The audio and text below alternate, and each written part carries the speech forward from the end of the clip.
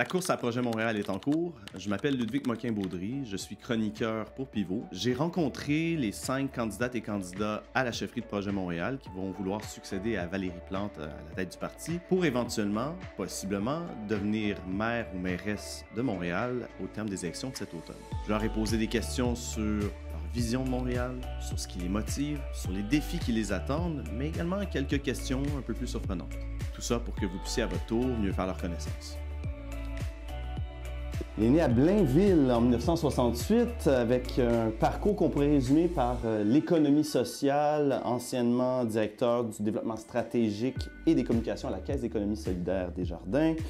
Auparavant également à PME Montréal, Communauto au Centre d'écologie urbaine de Montréal et maintenant maire du plateau Mont-Royal depuis 2019, jusqu'à récemment président du comité exécutif de la Ville de Montréal où il occupait également les fonctions de responsable des finances, du développement économique et de l'éducation. Donc, j'ai le plaisir de recevoir Luc Rabouin, candidat à la chefferie de Projet Montréal. Tout d'abord, je vous demanderais, continuez ma présentation. Hein? C'est quoi votre histoire, puis qu'est-ce que la chefferie de Projet Montréal vient jouer comme rôle dans cette histoire-là? Bien, si tu regardes mon parcours, tu vas voir que j'ai un historique d'engagement social. J'ai eu la chance d'occuper toujours des emplois qui étaient en accord avec mes valeurs profondes de justice sociale, d'environnement et qui me permettaient d'avoir un impact concret sur la société. C'est ça qui m'anime, moi, depuis que je suis jeune adulte. Je suis impliqué socialement dans différentes organisations. J'ai eu la chance d'occuper des postes de direction. Quand Luc Ferrandez a démissionné, je me suis dit, OK, il ne faut pas qu'on ralentisse, il faut qu'on continue. Donc, j'ai décidé de me lancer pour la transition écologique, pour continuer le mouvement, accélérer la transition écologique. Et j'ai été nommé tout de suite au comité exécutif, responsable du développement économique. Tout de suite après, on a eu la pandémie. Donc, on a vraiment travaillé fort pour soutenir les petites entreprises, les petits commerces, ce qui est le tissu économique de Montréal. Là. Et j'ai travaillé à vraiment réorienter la vision du service de développement économique de la ville avec une vision Projet Montréal qui est fondamentalement axée sur le développement économique local, l'économie sociale, l'économie circulaire. Dans la dernière année, j'étais président du comité exécutif, responsable du budget. Ça m'a permis de faire plein d'apprentissages sur l'ensemble des dossiers de la ville, mais aussi de connaître en détail le budget. Et là, la mairesse annonce qu'elle ne se représente pas. Donc, évidemment, moi, comme plusieurs, on s'est posé la question, est-ce que, c'est à mon tour, est-ce que je devrais prendre cette responsabilité-là? C'est une responsabilité importante qui a beaucoup d'impact dans la vie personnelle, mais c'est une occasion aussi de poursuivre le travail, de transformer les choses, de bâtir une société qui est plus juste, qui est plus verte. Et moi, c'est ça qui m'anime. Donc, j'ai décidé de plonger. On vient de mentionner que Valérie Plante ne se représenterait pas et que c'est ce qui a été le déclencheur justement de toute cette course. Ça fait 8 ans donc que l'administration de Projet Montréal est au pouvoir à l'Hôtel de Ville de Montréal. Qu'est-ce que, d'après vous, on retiendra des années Plante? Bien, premièrement, c'est la première femme mairesse de l'histoire de Montréal. C'est majeur. Valérie Plante et Projet Montréal, on a démontré qu'on est capable de gouverner à gauche et de porter nos valeurs écologistes. On est capable de diriger la ville puis que ça se passe bien. On est à la fois rayonnant sur le plan économique. Hein. On a eu la meilleure relance économique en Amérique du Nord après la pandémie. Donc, on est à la fois capable de s'occuper de développement économique, mais aussi Valérie a contribué à positionner Montréal comme un leader mondial en transition écologique. Ça, c'est très, très fort. On a le Grand Parc de l'Ouest, on a le Grand Parc de l'Est, on a le rêve qu'on a fait quand même. Ça change la vie des gens, le réseau Express Vélo. Et on a, dans les dernières années, mis beaucoup plus d'accent sur la crise du logement. Et ça, pour moi, c'est quelque chose qui est vraiment intéressant. On a commencé à investir massivement sur cette question-là, même si ce n'est pas notre responsabilité première. Puis moi, je suis vraiment dans cette lignée-là de poursuivre et de développer des nouveaux outils financiers pour la ville pour aller encore plus loin en matière de logement. On y reviendra d'ailleurs dans quelques instants à ces nouvelles idées, mais pour poursuivre un peu dans cette idée de bilan, j'ai mentionné, ça fait 8 ans, bientôt 8 ans que Projet Montréal est au pouvoir et certaines personnes pourraient croire que l'administration ou le parti souffre d'une certaine usure. Hein. On parle souvent de l'usure du pouvoir. Est-ce que c'est le cas selon vous? Et si c'est le cas, comment régler ça? Ou si ce n'est pas le cas, comment est-ce qu'on corrige cette perception? Si on regarde le profil des candidats de Projet Montréal, des candidats et des candidates, on a plein de nouvelles personnes qui sont arrivées dans le dernier mandat. Hein? Donc, c'est un parti, Projet Montréal, qui a toujours su se renouveler. Il y a des nouvelles personnes qui sont rentrées. Moi, ça fait 5 ans. Là, je ne suis pas un ancien de la politique. Là, je suis un nouveau en politique. Donc, le parti se renouvelle et la course à la chefferie est une occasion extraordinaire pour amener des nouvelles idées, pour amener des nouvelles propositions. On est tous dans la même équipe, mais on va tous y amener notre couleur qui va faire qu'après la course à la chefferie, on va être capable de présenter à la population une proposition Projet Montréal renouvelé. Le renouvellement implique un renouvellement des figures. Vous portez candidat à la succession de Valérie Plante. Et comment voudriez-vous incarner ce renouvellement-là à la mairie? Autrement dit, comment voudriez-vous vous distinguer de Valérie Plante en tant que maire? Bon, premièrement, moi, ça fait 5 ans que je suis avec Valérie Plante. Je suis dans son équipe. Donc, moi, j'assume pleinement ce qu'on a fait, puis je pense qu'on a fait des choses extraordinaires. On a réussi à transformer Montréal. Il y a un avant Projet Montréal, puis un après. On ne reculera plus en arrière sur le réseau cyclable, par exemple. Je veux dire, on sait qu'il faut le faire, on sait que ça marche, on va continuer. Même chose sur la question du logement, on va continuer de travailler là-dessus.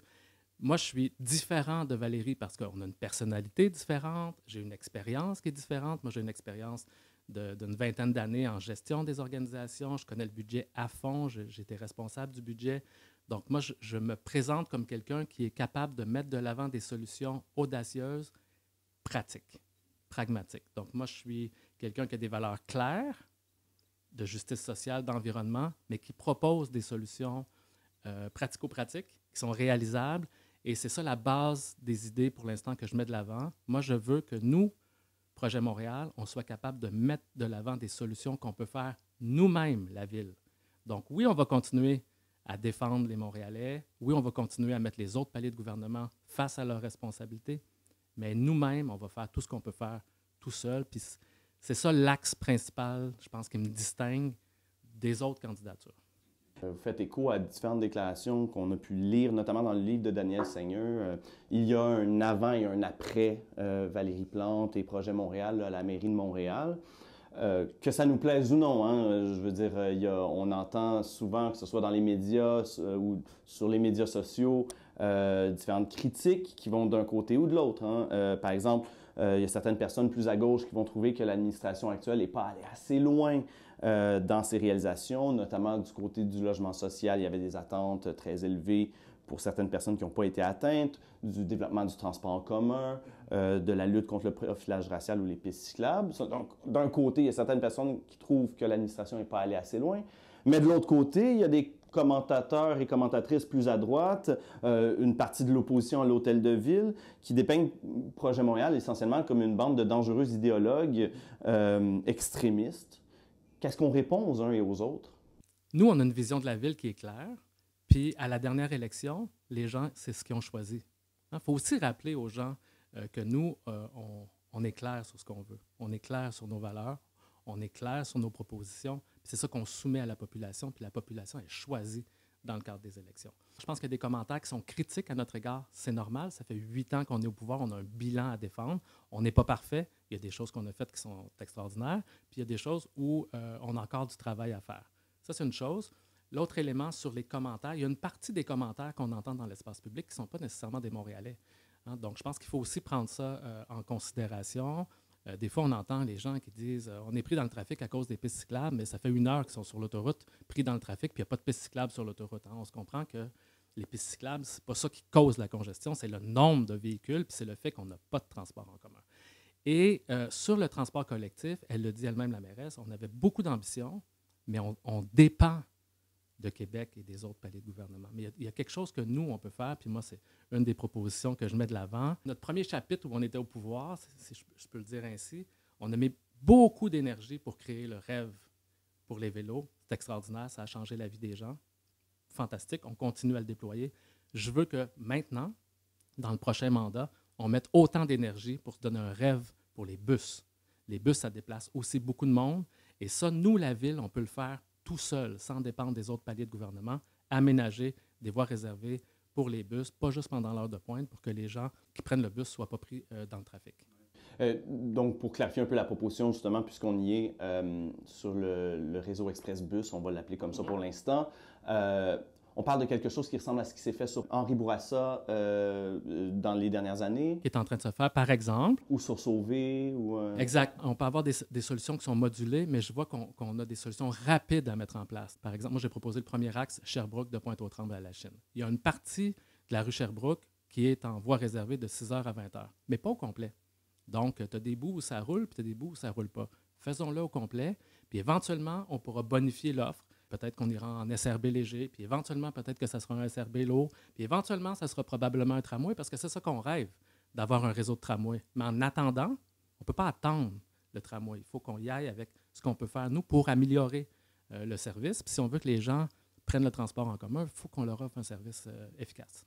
Je voulais aller vers votre candidature plus spécifiquement et justement de là où vous arrivez. Vous êtes maire du plateau Mont-Royal. Vous avez mentionné votre prédécesseur Luc Ferrandez et avec tout le capital symbolique qui vient avec ce poste-là et avec le prédécesseur qui a laissé sa marque.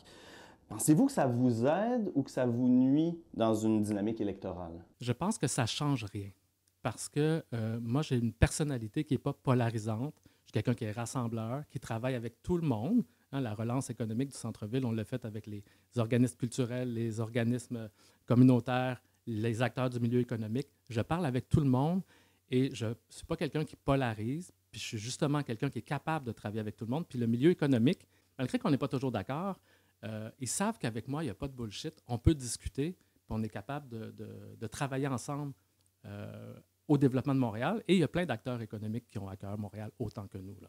Et la population de Pointe-aux-Trembles ou de Pierrefonds-Roxborough? Tout à fait. Pourrait penser que je m'en viens plateauiser Montréal. Oui, tout à fait. Mais ça fait 5 ans que je suis responsable du développement économique. Donc, j'ai réussi, avec les différentes politiques qu'on a mises en place, de soutenir les différents quartiers de Montréal. Donc, je ne suis pas juste maire du plateau. Je suis aussi membre du comité exécutif. C'est moi qui ai préparé le dernier budget.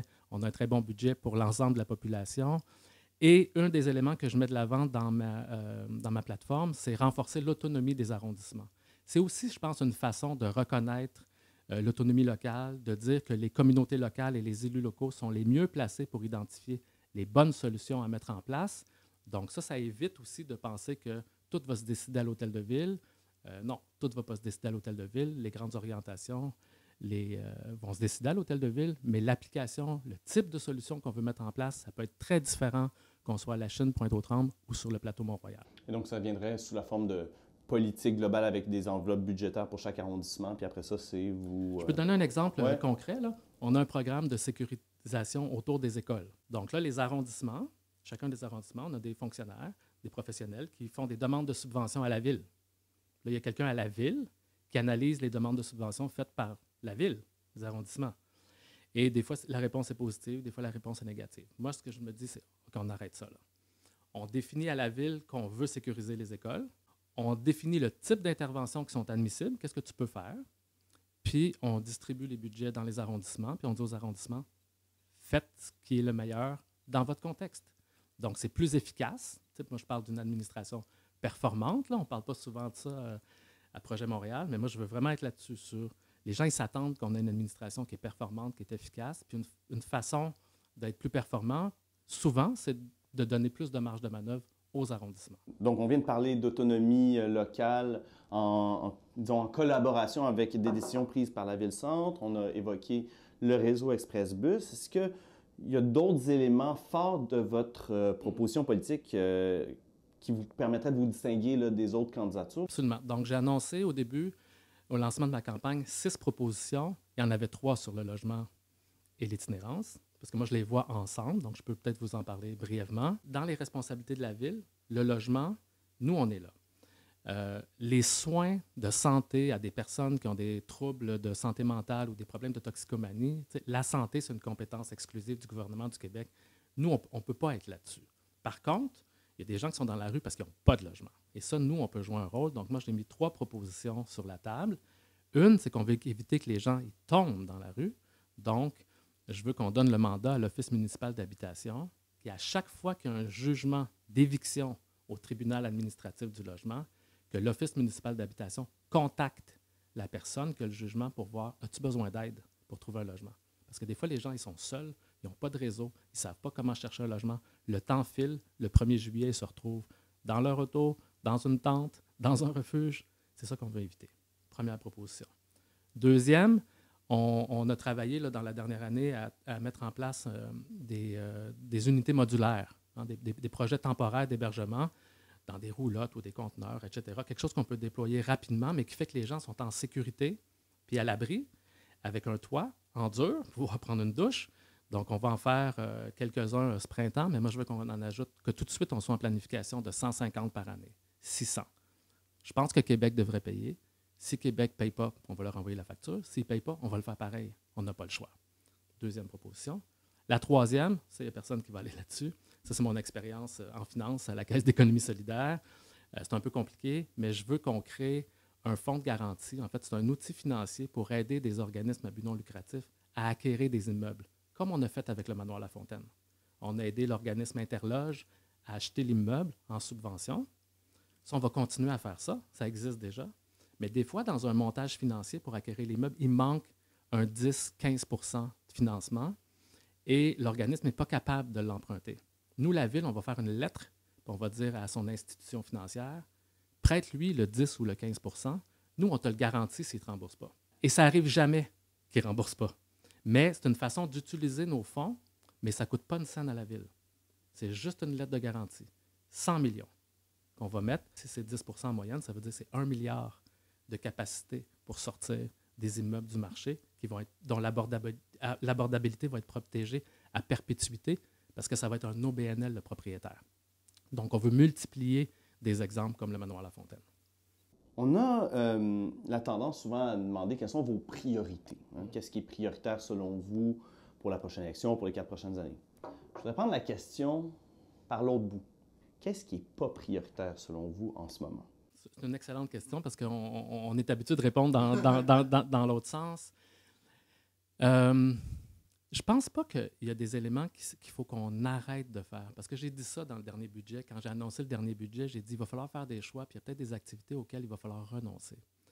Moi, je pense que ce n'est pas tant ça la question. C'est plus de savoir comment on fait les choses pour être capable de le faire de manière plus efficace. Dans la dernière année, ça fait 1 an et demi à peu près qu'on est là-dessus, on a commencé à revoir service par service à la Ville. On fait-tu la bonne affaire, puis on la fait-tu de la bonne manière? Puis moi, comme j'étais président du comité exécutif, on me présentait chacun des services un par un, puis j'ai pu voir le travail important qui est amorcé, mais il faut qu'on aille beaucoup plus loin.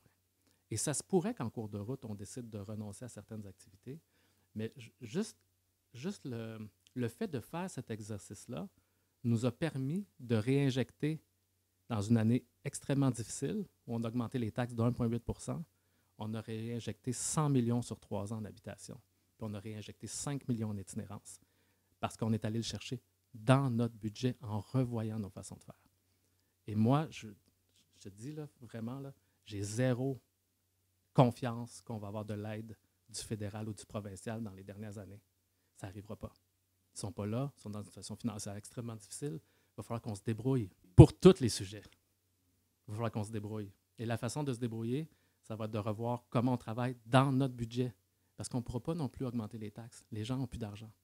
Donc, il va falloir vraiment revoir nos façons de faire. C'est pour ça que moi, j'insiste pour dire qu'il faut qu'on rentre dans la gestion rigoureuse des finances et du fonctionnement de la Ville pour aller faire des économies à l'intérieur, pas par idéologie pour économiser, pour être capable de réinvestir cet argent-là dans nos priorités. Une espèce de redéveloppement par l'intérieur de Exactement. la Ville. Exactement. On l'a commencé dans la dernière année, là. Donc, moi, j'ai travaillé beaucoup là-dessus. Puis je vois le potentiel. Donc, je veux mettre de l'énergie là-dessus. Donc, si je comprends bien, pour revenir à ma question, on est plus dans un exercice qui va nous permettre d'identifier ce qui est moins prioritaire, ce qui pourrait être économisé pour financer finalement éventuellement les priorités. Là. Exact. J'imagine logement, itinérance, transport. Exact. Tout à fait. Exactement. Logement, itinérance, transport. Et des fois, c'est juste en organisant, comme je parlais du programme de sécurisation autour des écoles, bien, peut-être que c'est juste moins compliqué d'envoyer l'argent sans couper de l'argent, là. Mais ça va être plus efficace, on va faire plus de mesures. Et d'autres fois, ça va être dans le processus, on va s'apercevoir qu'on perd du temps ou on peut économiser en revoyant les façons de faire. On se projette un petit peu. Vous seriez élu chef de projet Montréal. Il y a une campagne électorale cet automne. Donc, dans le contexte de cette campagne-là, la campagne de l'automne, ce serait quoi votre plus grand défi comme chef de projet Montréal? Bien, notre plus grand défi, c'est d'arriver avec une proposition qui est renouvelée, parce que les gens, ils vont vouloir du renouvellement, ils vont vouloir du changement. Comme ça fait 8 ans qu'on est au pouvoir, on sait que c'est une force qui est là. Hein. Quand ça fait 8 ans que tu es au pouvoir, des fois, les gens ont juste envie de changer. Il faut qu'on soit capable de leur montrer qu'ils peuvent changer en restant avec nous parce qu'on a la bonne vision d'avenir. Puis je pense qu'on est vraiment en phase avec la grande majorité des Montréalais sur notre vision d'avenir. Et l'autre élément, ça va être de les convaincre, puis moi je pense que ça c'est vraiment important, que c'est avec nous qu'ils vont pouvoir avoir confiance, qu'on va être capable de traverser les crises qui s'annoncent. Hein, crise sociale, crise environnementale, potentielle crise économique, que nous, on est la bonne équipe pour être capable de faire face à la situation. Puis nous, on est une équipe. On est une vraie équipe. On n'est pas du monde qui va se rassembler autour de quelqu'un qui va venir peut-être avoir une révélation que la personne n'est pas au bon palier de gouvernement puis elle va changer d'idée. Nous, on est un parti, on a des membres, on a des militants, on a une équipe solide, puis on va faire face à la situation en équipe. Bien, ça nous fait un bon tour d'horizon. Pour terminer, je vous demanderais de répondre à cette question relativement simple. Donc, complétez la phrase suivante. Valérie Plante projetait d'être la mairesse de la mobilité. Pour ma part, je serai le maire de... L'habitation. Luc Rabouin, merci beaucoup. Merci.